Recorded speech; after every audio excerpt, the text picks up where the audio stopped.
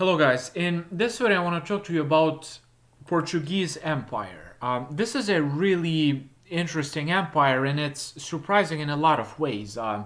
For example, like a lot of people who get into modern history, they, learn about this thing known as colonization. The Dutch, the English, the Spain, they had these colonies overseas, and it's usually thought that Portugal was kind of an early episode which kind of existed for a little bit of time, and then it just went just kind of to the dustbin of history without really kind of leaving any consequence. And it was kind of a short episode in the history of European colonization, and it didn't really matter. But, the really surprising thing is, that's really not the case. Like, Portuguese colonial empire lasted longer than the Dutch, the Spanish,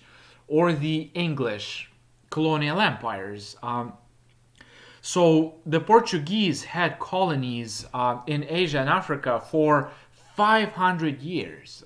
They really were the longest European colonizer, colonial empire. And, that is really interesting, I think. And, there are many other really surprising episodes when you really get into this story.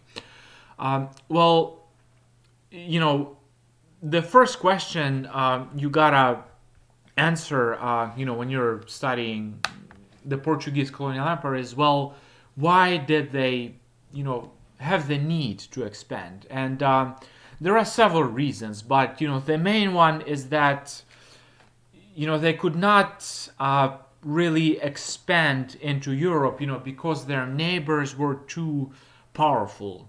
France, Spain, these were really superpowers at that time, and little teeny tiny Portugal could not really compete. So if they wanted to expand, there was no other option than expanding overseas, and that's what they did. So they began with Morocco. That was their first major site, where they had their colonies, and then they kind of expanded in many different directions, all around Africa, in India, and in Brazil. And in the next video, we'll get back to this topic.